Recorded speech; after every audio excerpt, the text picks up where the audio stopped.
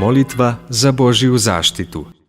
Vladaru, Gospode Bože moj, u čijim je rukama sudba moja, zaštiti me po milosti svojoj i ne dopusti da propadnem sa bezakonjima svojim, niti da idem za voljom tela koje pohotom vojuje protiv duha. Tvoje sam stvorenje, ne prezri delo ruku svojih. Nemoj se odvratiti od mene, sažali se, a ne ponizi.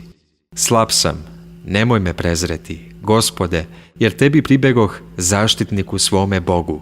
Isceli dušu moju, jer sagreših tebi.